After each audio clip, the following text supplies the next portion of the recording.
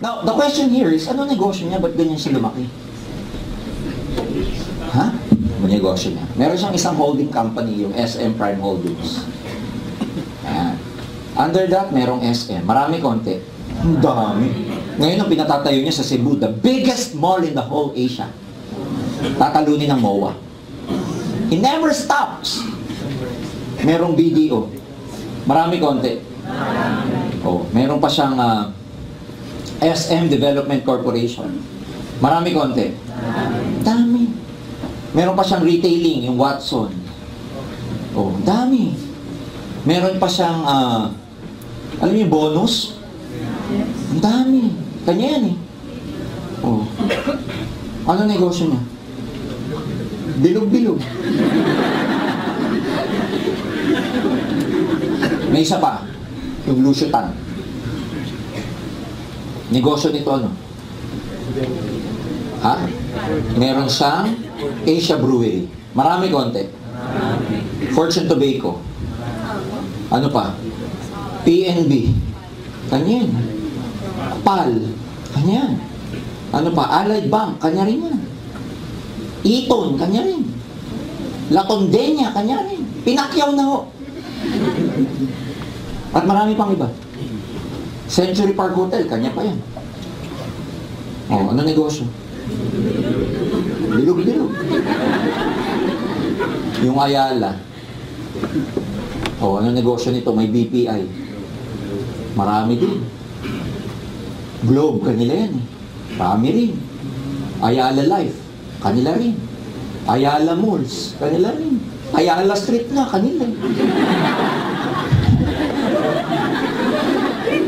Ang yaman eh.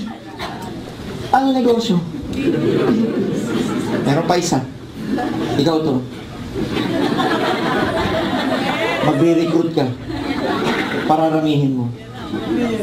Re-recruit ka. Pararamihin mo. Re-recruit ka. Pararamihin mo. Re-recruit, pararamihin. Re-recruit, pararamihin. Ano negosyo mo? O di payaman ka rin katulad nila. Re-recruit ka negosyo. Ano tawag dyan? Leverage. Iisa lang ginawa nyo. Pagkakaiba lang, they have billions in their war chest to expand. Ikaw, magkano puhunan mo? Hindi, pinangutang mo pa. Tapos mahirapan ka, ayaw mo na. Ma-reject ka lang, ayaw mo na. Hindi mo alam yung ginagawa mo, konsepto na ginagawa ng mga mayayaman. 60 years ago, kasi si SM, pag in-interview si Lucia Henry, 60 years niya nang ginawa yung business niya. Yung empire that what he has right now, took about 6 decades or 6 years to build. Hirapan ba siya? Of course. Kaya ikaw nahihirapan, pareho lang, hindi na. Ang nakikita natin sa kanila yung success. Pero imagine kung anong failure nila bago nila na-put up yung negosyo nila. Nakikita nyo kay Joseph Lim, kay Roy Cueto, mga success, pero hindi nyo alam kung ilang beses na-reject. Hindi nyo alam na nabasa rin sa ulan yan. Nagutom sa daan, ni-reject din. Inabutan ng dilim sa kalye. Nakikita natin sa kanila yung fruits, pero hindi nyo nakikita yung ugat. Kaya kung nahihirapan kayo, it's okay. Leverage. Kaya pag maraming tao naniniwala sa inyo, ano sabihin nyo? Hindi nila alam ito eh. Kaya pag maraming nagre-reject sa inyo, patawarin nyo na lang. Sapagkat hindi nila alam ang kanilang ginagawa. Oh. Pag ayaw nila, sabi mo, okay lang, hindi mo malayo leverage. Ano ba yun? Sabi mo, basta. Hindi to alam ng mga kaibigan nyo. Kaya, pag nire-recruit nyo sila, ayaw nila. And it's normal. Now you understand ba't baliw na baliw kami sa network. Now you understand, kaya pala yung networking, akala ko recute lang. Some people, they do not understand that's why they easily quit. You know what? Nobody fails in this business. People only quit, that's why they fail. So, silang ginagawa mo siya, huwag ka mag-give up. Sir, 1 year na ako, wala pa rin, tuloy. What is 1 year? Sir, 2 years na ako, 1.5 pa rin naman yung DTC. Tuloy! Sir, 3 years na, wala pa rin, dyan na. Diyan ka lalong tumuloy, nakakaya na, 3 years na, wala pa nangyayari. Never ever give up. Guess what? If you give up in AIM, you never give up on this company. you give up on your dreams. When people tell me, sir, maglalaylo muna ako sa AIM, sabi ko hindi AIM. Naglalaylo ka sa pangarap na. Sir, mag-quit na ako sa AIM. Hindi AIM. You quit on your dreams. Kaya mo to ginagawa sa pangarap. Hindi mo to ginagawa para sa AIM. Ginagawa mo to para sa sarili mo. Ginagawa mo to para sa mahal mo sa buhay. Kasi, ang hirap maging mahirap eh. Ang hirap ng thinking mo, uncertain ang future mo kasi wala kang financial freedom. You know, ang pinakamahirap sa lahat yung hindi mo alam ano yung mangyayari sa'yo kasi you don't have the resources. So it's a matter of positioning yourselves, rearranging your life, para mas maging maganda yung kinabukasan. Sabi nga nila, wala ka na magagawa sa past eh. Pero you can do something about your future. But you never decide your future in the future. You design your future in the days of your life. Kaya yung present is all what, yun lang ang meron kayong present, yung now. Kasi yung now, yun yung i-decide. Kaya nga sabi nila, you know, yung mga decision na gagawin mo, makaka-apekto yan. Aapektuhan yan yung future mo. So decide to do this very, very seriously. Kasi ang dami naghihintay sa inyo. If you have to work hard, work so hard. If you have to go to a lot of places just to recruit people, do it. If you don't have to sleep just to recruit, do not sleep. Remember 2016, what is 2017, what is 2 years? Do not love to sleep anyway. Why? You get enough sleep when you die. Habang gising ka pa, hataw! Saka na tayo matulog. Nakuha niyo ibig ko sabihin? Yes! Kaya ngayong gabi mag-decide kayo maging seryoso. Tama na yung pagiging madrama. Tama na yung i-apply kasi. Yung global packages naman. Kasi yung hirap mag-recruit. Kasi yung kulay ng C24/7, kulay green. Malas ako sa green. Lahat na lang nakikita. Take charge of your life. Huwag mo lang ngayong gabi. Because tama na yung opportunity mo. You just need to be prepared. Sabi nila, what is luck? Ang definition ng luck, swerte, is when opportunity meets preparation. Alam niyo po, meron na kayong opportunity, yan yung aim. You just need to prepare yourself. How do you prepare yourself? Train. Train ka na mag-train. Karoon ka ng rewiring sa utak. Tanggalin mo na yung mga maling philosophy sa buhay. Marami tayong maling philosophy. Tanggalin mo na yung mga germs dyan. Tanggalin mo na yung mga drama. Attend! Kasama sa pagkakaroon ng good learning attitude nyo, yung sinasabi ng upline nyo na meeting tayo. Huwag kayong magsasawa sa kaka-meeting with your uplines. Minsan kasi gabi na, sabihin pa ng upline mo, oy, pagkatapos ng NDO, may meeting tayo ha. Pagdating mo sa meeting, o di meeting, goal setting, etc. Pag-uwi mo, okay lang. Tinamagahan, dito ka ulit, kinagabihan. Sabihin na naman ng upline mo, meeting tayo ha. Pagdating mo doon sa meeting, yung mini-meeting, yung kagabi din. Sabihin mo sa sarili mo, yan din yung kagabi ha. Nakuha nyo? Huwag ka magsasawa kasi nire-reward mo. Balik ng balik. Yung sa pagkakaroon ng good learning attitude, dikit-dikit sa mga tamang tao. Huwag mo na kayo didikit sa mga maling tao. Sabi ko, di ba? You are the 5 average people that you spend your time, most of the time with. Kaya kung lagi mong sinasamahan, friends, yun nga, hindi productive, hindi ka magiging productive. Start being positive. Eh, didikit ka muna sa mga positive na tao. Didikit ka lagi sa uplines. Pwede ba yun? Yes! Sa mga hindi nyo makakasama sa aim, believe me, ganun talaga along the way, sa success, hindi lahat may isasama nyo. Meron mapag-iwanan talaga. But believe me, along the way, you will lose many friends, but along the way, you will also gain many friends. Yes. Friends that will help you. Kaya, you know, dito muna umikot yung mundo mo, sa aim muna. Upline ka muna, crossline, attend ng training. If you feel down, attend. Attend ng attend. Kasama sa pagkakaroon ng good learning attitude, read books. Watch positive movies. Get rid of negative, mga madadramang pelikula, tanggalin nyo muna. Manood kayo ng mga motivational videos sa YouTube. Yan. Kasama yan sa pagkakaroon ng good learning attitude. Number 2, how do you prepare yourself? Commit.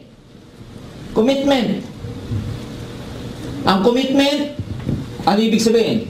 You don't have to stop. Ibig sabihin, you should never quit. Commitment is what?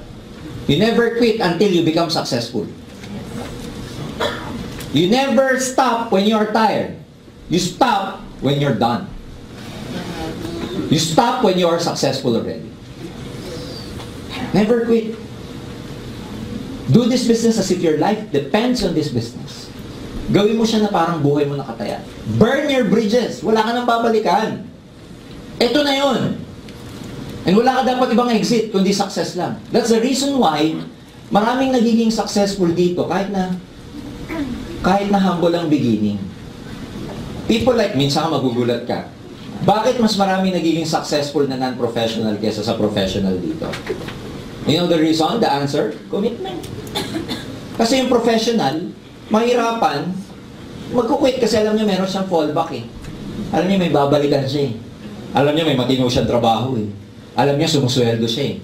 May comfort zone eh. Pero yung non-pro, people like Leo Caduyak, tricycle driver, sige nga. Nung nag-join, humataw kahit nahirapan, hindi nag-quit. Walang babalikan eh. Ang babalikan niya ano? Tricycle. It's a dead-end job. Walang promotion doon. Dead-end yun eh. May nakita na kayo na promote? Tricycle driver? Supervisor, tricycle driver. Walang ganun. So that's why when they did the business, knowing that they have nothing anymore to go back to, wala nang babalikan, they did their best. Last card na nila to eh. Di ba last card? Pag last card mo na, itataya mo lahat. Eh yung professional may babalikan. So burn your bridges when you do this business. Gawin nyo siya na parang wala kang babalikan kasi lalabas ang potential mo pag ang iniisip mo, ito lang ang meron ka. The more na iniisip mo, may trabaho ka, may babalikan ka, mayaman naman si mama, may lupa ka, may asyenda ako. Wala mangyayari. Kaya ang commitment mo dito, sunugin mo na yung mga babalikan mo. Ang commitment dito, PKP, patay kung patay. Are you getting me? Yes! Buhos! Gawin mo yung best mo. Recruit. Go out there. Take the risk of talking to strangers. Wala namang mawawala eh. Sometimes when a stranger reject you, it's okay. Why? Walang emotional attachment. Di mo naman kilala eh. Hindi mo naman malalaman kung magugustuhan niyo o hindi kung hindi mo kakausapin. Tama. Minsan ang judgment mo, hindi mo pa kinakausap, ay ayaw nito. Takot ka eh. Itsura, ay hindi pwede yan. Itsura pa lang. Kung ano nung rationalization na lalabas mo sa utak mo, para lang huwag mag-recruit, how can you become successful? Forget about your comfort zone. This is it, ladies and gentlemen. This will take you to your dreams. Dadali ka dito sa mga pangarap mo. Kaya commit. Kahit nahihirapan, tuloy. Kasama yung hirap eh. Philosophy ng success yan. Kasama challenges. Kayo may inip. Huwag kayo magsa-self-pity. Hindi kasi ako magaling. Hirap lang kasi kami. Lahat na lang. Huwag kayong magsa-self-pity. You can do this. You can do this. Number 3, how do you prepare yourself? Believe. Believe in many things. Number 1, believe in the company. Do you believe in AIM Global? Yes! Ladies and gentlemen, we're very happy to tell you we happen to be the biggest and largest networking company right now in the whole world. Puso, friends, may puso ang kumpanya. It's more than a 2 billion peso company. Yung iba iisipin, pagkakaperahan lang ako niyan. Mali! Hindi na kailangan ng AIM ang pera mo. Ang may kailangan, tayo. Kailangan natin ang pera ng AIM. Are you getting me? Yes! AIM Global is not on trial here anymore. Subok na siya. You are on trial in this business. Subok na yung AIM. Marami nang namayaman. Over 1,000 millionaires for the last 8 years. And counting. 2 years from now, second week of September, ladies and gentlemen, mag-groundbreaking na yung building natin dito sa Ortigas. Oh. Corporate headquarters natin. Diba? May sariling swimming pool, may gym. Kung magkukwit ka, can you imagine? I'm sure pag hindi mo pinagtsagaan to, nag-quit ka, nainip ka, one day dadaan yung bus mo dyan sa EDSA. Matatanaw mo building. Ang pangalan, AIM Realty. Sasabihin mo na lang, member ako dyan dati. Oh. Samantalang yung mga kasabayan mo, global ambassador na, nagsuswimming. Can you imagine nagsuswimming doon sa office natin? May sariling bangko de oro sa baba. May live-in cafe. Kasi pupunta kayo sa Starbucks, kung saan-saan, yun na lang, Liven Cafe. Yun na kayo mag-OPP. So, we are preparing, we have the infrastructure to help you grow your business. Marami na po napayaman to, and believe me, pa-improve tayo ng pre-improve over the years. Company natin, mga may-ari, ulitin ko, laki ng puso. You know, you do not only look at the marketing plan, you do not only look at the products, you do not only look at the management or company. You look at the heart. Iba pag may puso. Yan ang puso ng Global, believe me, our pro distributors. Yung mga may-ari natin are pro distributors. Kaya you're in good hands. Well-experienced, extensive ang experience about networking, kaya kung dito nyo itataya ang buhay nyo, ang pangarap ninyo, huwag ka lang magkukwit, huwag ka lang mawawala, dadaling ka nito sa mga pangarap. Ha? Letter B, believe in the products. The only way to believe in the products, use them. Walang shortcut to. Learn from the insights of the users. Gamitin mo yung product. Ang hirap mag-business pag ikaw mismo, hindi mo alam yung produkto. Hindi mo nagamit. Wala kang confidence i-share. Sabihin mo, ito maganda toothpaste para sa bad breath. Sabi ng kausap mo, text-text na lang bro. Text-text na lang. Ayaw kang kausap. Malandragon yung hinila mo. Ano mga ganun? Ito, perfect white para sa giyawat. Ikaw, tagtag. Pagka yung siya ng papaya, at tsara ba magbagsak? Natawa si Sir. Pag sinabi mo, ba't ikaw ganyan? Pag sinabi ng customer, ba't ikaw ganyan yung kumukha mo? Ang daming people. Sige, kapag ito hindi mo ginamit, ganito mangyayari sa'yo. Ganun ba? Isip pa rin. Gamitin nyo yung sabon. Dapat amoy fresh ka. Gamitin nyo yung feminine wash, masculine wash. Gamitin nyo lahat. Kabisado nyo. Wag yung iba dyan, pag bumibili sa baba, pabili nga po ng Twilight. Ano Twilight? Yung sublingual. White light, hindi Twilight. Yung iba, perfect light. Babali-baliktad. Dapat ang coffee nyo sa bahay, Liven. Pag ipagpunta ko sa bahay nyo, coffee ko, mga yun. Tapos sasabihin mo, sir, ito lang, coffee ko, mahal yung Liven eh. Ha? Oh. Letter C, of course, believe in your downlines. Oh. Alam mo yung mga downlines, kayo po ang strength ng downlines nyo. May moral obligation kayo sa downlines na tulungan. Hindi para palaki ng network ng downline, pero tulungan sila. So be able to support your downlines, especially morally speaking, no? Moral na support. Kaya dapat ang source ng strength nila. Be a good example to your downlines. Gusto nyo yung downline nyo maging masipag, pakita mo masipag ka. Gusto mo yung mga downlines mo maging committed, kailangan committed ka. Ang hirap yung sabihin sa downlines, attend tayo ng training, ikaw mismo wala. Be a good example. And your downlines are not money-making machines. Nandito ang downlines para tulungan, hindi para pakinabangan. Magkaiba yun, ha? Nandito ang downlines para tulungan, hindi para pakinabangan. Tulungan niyo yung mga downlines nyo. Paano? Follow them up. Alamin nyo, pag nadadown, tawagan ninyo. Huwag nyo tatawagan yung downline nyo pagka meron lang i-encode. Pag walang i-encode, di nyo na ipinapalo up. Ilan i-encode mo? Okay, mamaya ka na, 2 o'clock. Ha? Bye-bye. Pagdating 2 o'clock, na-encode mo na ba? Pag tinawag ka, yan si apply encode, walang ginawa ko na. Love your downlines. Why? Yung mga downlines ninyo, sumama yan kasi may pangarap. Hindi lang para sa kanila, kundi para din sa mga mahal nila sa buhay. Alam mo, pag tinignan mo downline mo, physically parang nag-iisa lang yan. Pero at the back of his mind or her mind, kasama niya family niya na nag-global siya. Kaya huwag niyo pababayaan yung mga downline.